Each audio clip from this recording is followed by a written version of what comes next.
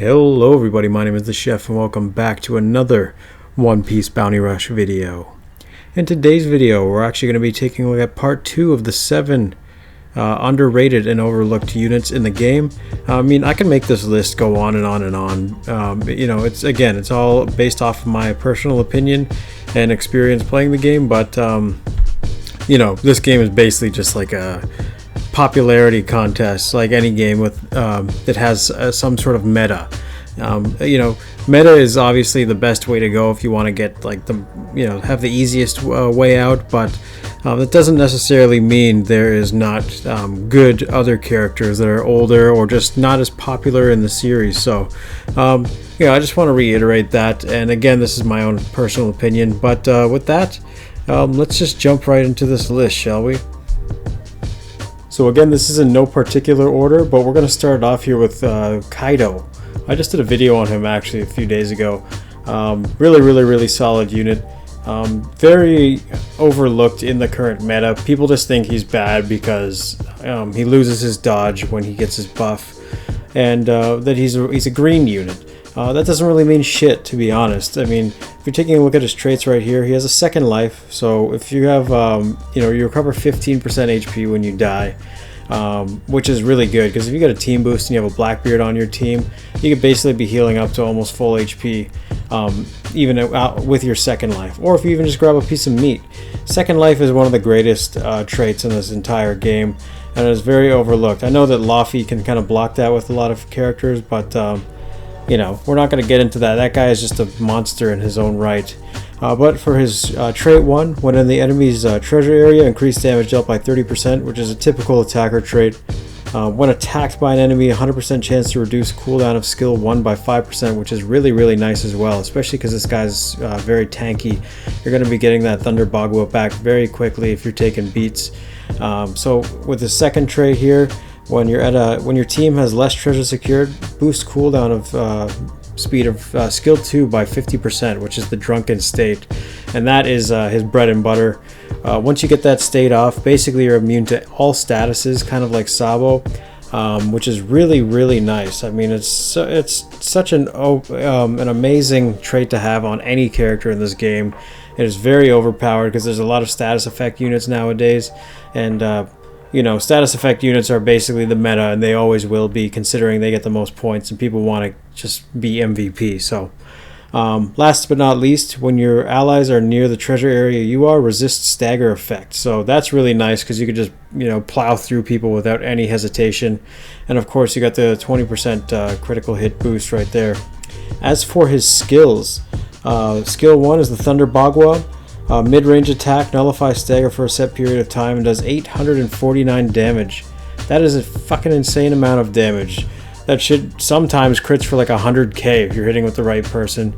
I've seen screenshots of people, Hyo from Jayu, once again, he sent me a screenshot, I believe it was like 140k, which is absolutely bananas.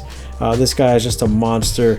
You probably want to run a lot of defense or HP on him as well, but I like to just go pure offense and defense for this unit, just because I want to just ensure that I'm killing people, especially that EX Big Mom, the pesky EX Big Mom.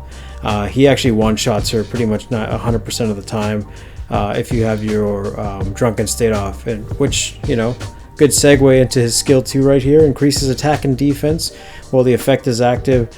Character gains status effect nullification, but when you're drunk you're unable to dodge, which is the only downside. But again, oftentimes you don't need to dodge because you're just crushing people with this move. 100% increase to attack and defense, and it lasts for 20 seconds. Really not much more to say about that. It's just absolutely disgusting. Let's move on to the next character. So the next character I have on the list, Whole Cake Island Sanji. Now you might be telling me, his basics are ass. Yeah, sure, they're ass, but the rest of this guy is actually fantastic. And if you can actually land those basics, they're actually not bad, because you could pretty much lock people into the combo, the 1-2. But we're going into his first trait here. When your enemy's treasure area, deal 30% extra damage, and also when you down an enemy, boost speed by 30%, which is really nice when you're trying to fucking run around. You know, anything additional like that on an attacker is very solid. Second trait, when your team has less treasure secured, boost cooldown speed of skill 1 by 50%. Really nice. And this one, of course, is the best. When your team has lost a treasure, boost critical hit by 300%, which lasts for 10 seconds. Really insane, because that's going to happen a lot, especially in League when people are backcapping and whatnot. You're going to be getting a lot of critical hit. As for his skill 1, long range attack with knockback effect and has a chance to set enemies aflame, which is 100%. So anytime you can inflict an enemy with a status effect such as a flame, you're just doing extra damage. But that's not even the best part about this skill. The best part is you actually ignore the target's defense, and you're getting those massive crits from the critical hit bonus. So that move can be doing like 40-50k on average when you're running full attack with this unit. And the one another underlooked thing about this character is his skill 2. People don't like it, but it is actually a fantastic thing, especially to have on an attacker. I really like attackers with supporting traits such as healing, which this guy has. So move towards your target at a long range and recovers your allies' HP. And it is quite a big recovery too. He also gets 10% increased attack, and it cools down quite fast too. So really nice overall. Don't sleep on this guy. Give him a shot. You got to play him a little bit passively, but again, what type of attacker don't you have to play passively? Let's move on to the next one. So the third guy I have on this list is actually Paramount War Luffy. Typical Luffy traits: he nullifies shock and entrance. When in your enemy's treasure area, reduce damage received by 30%, which is actually surprising that he has that, being like a free-to-play unit and a runner at that. So he can be quite tanky if you're running the right metals on him. When your allies are not near your treasure, increase the treasure gauge when you capture, which is really nice as well. And when your team has less treasure secured, boost cooldown of skill 1 by 50%, also really nice. And last but not least, when you capture a treasure, reduce cooldown of skill 1 by 30%. So overall, pretty damn decent. And his skill 1, man, I'll tell you, that thing just hits like a fucking truck.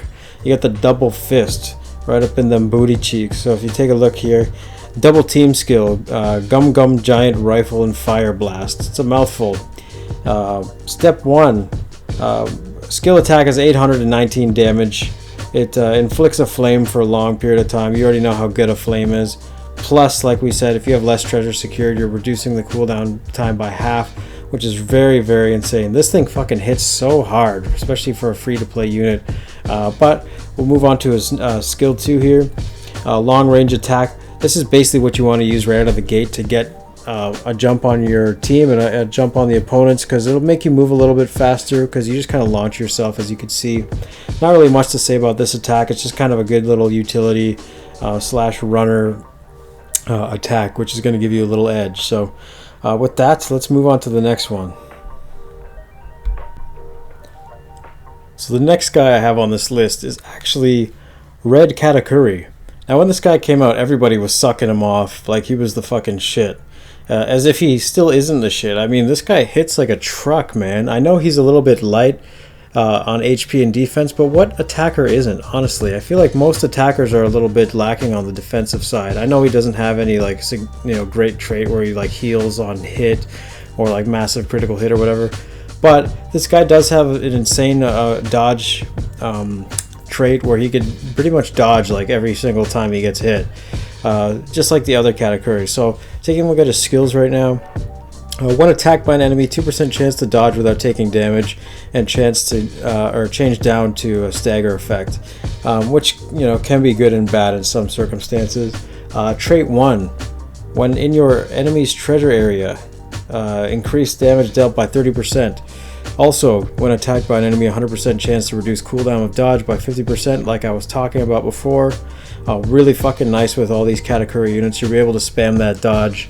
When your allies are not near the treasure area you're at, increase your damage by an additional 20%. And when using skill 1, boost attack by 30% for 10 seconds. Really insane shit here. Obviously, he's got the typical attacker thing as well, where he gets the 20% chance of 20% extra critical hit damage. But yeah, we'll just move on to his skills, because this guy hits like a truck. I know it doesn't seem like it on paper here, but if you take a look, Mid-range attack, nullify stagger, and acquires knockback at level 5. So this knocks you back and hits you twice for 330 damage. Plus you're getting all those extra damage buffs. This guy hits like a fucking truck, I'm telling you right now. Especially this skill 2 here. A mid-range area attack that nullifies stagger for a set period of time and acquires speed debuff at level 5. So you're hitting for 5 times 185. That's about 3, if my math is correct. But all jokes aside, this guy hit, these multi-hit attacks can actually take most characters, even some of the double life characters. If it somehow glitches out, it could take them out.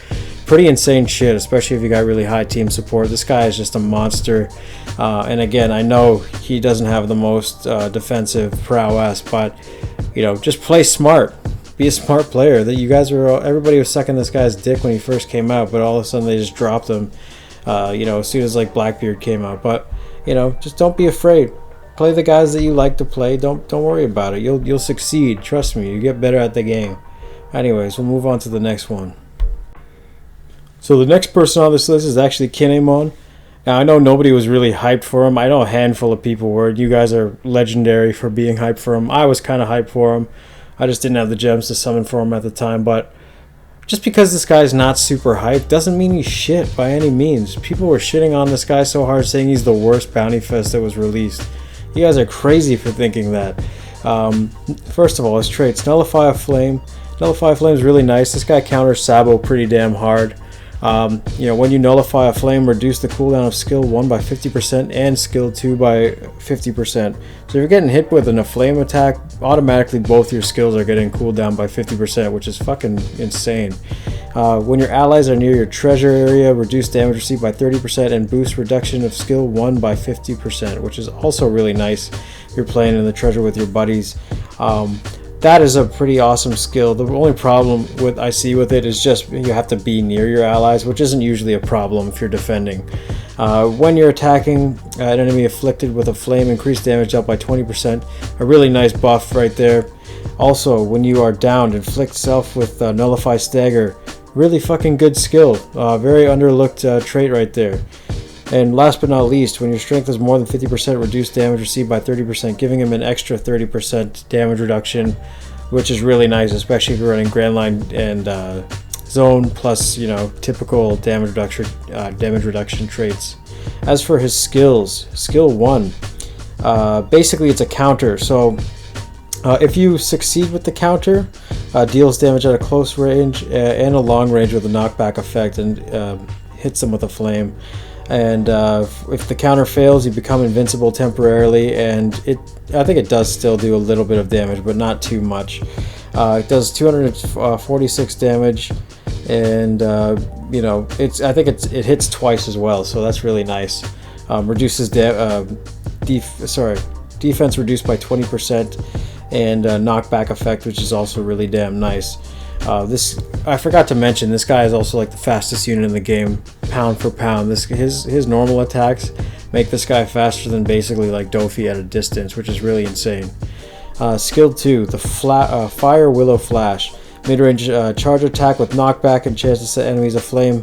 Again, it's always like 100% when it's a chance, they say.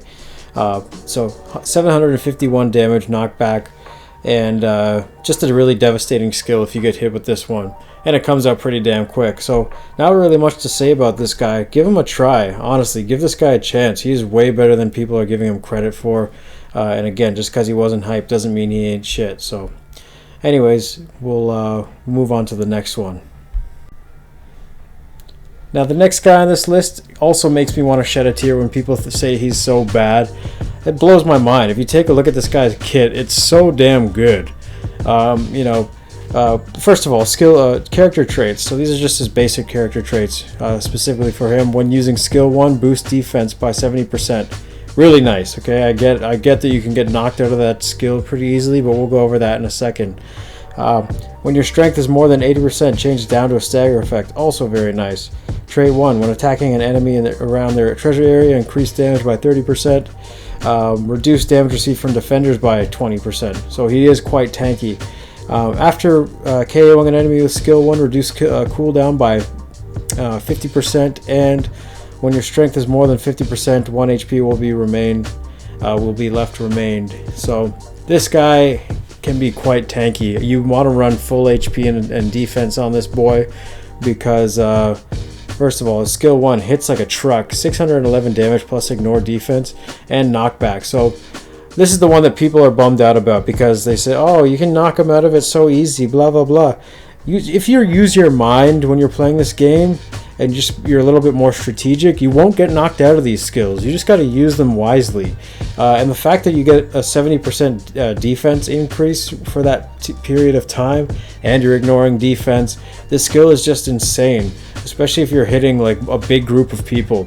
As for skill 2, it does 7,500 fixed damage, which is also really nice, especially up against defenders. This guy is he was the original Luffy Taro, a defender's worst nightmare. He's decreasing damage by them, he's doing fixed damage and ignoring defense.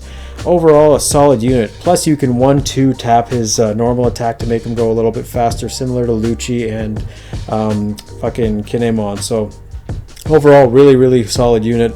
The guy is available on a banner, or at least he was. I don't know if the banner will still be out during the release of this video, but worthwhile, man. Worth all your gems. So we'll move on to the next one. So last but not least, I can go. I can do lists like this forever. There's a lot of units that are super overlooked and underrated, but this one in particular actually shocked me in the past like few weeks/months when I have a couple of buddies show me what he's capable of on the Discord. So this is Cavendish. Character traits: when attacking an enemy, 2% chance to inflict stun. So similar to Shanks, he has a natural ability to try to they could proc stun, which feels higher than 2% chance whenever you're fighting guys like this. When attacking an enemy in a treasure, of course, increase damage by 30%, and when attacking an enemy with stun, reduce cooldown time of skill 2 by 50%, or 15 rather. When using skill 1, boost attack by 30%, cannot stack, which is really fucking nice. And we'll get into that after. And when your team loses a treasure, reduce cooldown of skill 1 again by 15%. So it's getting a lot of skill cooldown there. And the reason why I say it's super nice is because when you land the skill 1, this long range attack with a chance to stun, you have a 100% stun probability. You reduce their defense by 10%, and you're getting the skill cooldown plus the attack bonus, and that basically leads into his killing attack right here, which is the Hakuba, a mid-range area attack that nullifies stagger for a set period of time. This attack in particular will turn any enemy into mincemeat. It's a one-shot, no matter what. It passes over gaps like Arlong Park, for example. It is so nasty when you're hitting people with this move. I can't stress enough. People call him Budget Shanks. He's actually just a standalone unit in my mind at this point. He can hold his own against pretty much anybody in this meta if you're hitting them with the attacks, especially that 1-2 combo. But again, there's not much more to say about this unit. But yeah, that's basically it. Honestly, don't sleep on these units. Hakuba especially, Cavendish especially rather. His Hakuba is just so nice. So again, in conclusion, don't be afraid to use units that you like. Just because they're not meta, quotations meta, doesn't mean that they're bad. I cannot stress that enough. I like seeing variety. I like seeing people using different characters. Again, I'm not afraid of Blackbeards or Shanks or Laffys or whatever. So if you want to use them, by all means, go ahead. I'll try to gobble you up as best as possible. But, the fact is, there's other characters out there. You don't have to be a slave to the game, a slave to the trend. Just use who you like. I'll probably be doing another one of these lists at some point in the future because there are still quite a few that I want to go over. But yeah, if you guys like this video, please like the video. Hit that subscribe button for more of these juicy One Piece Bounty Rush videos. And we'll see you in the next one. Peace.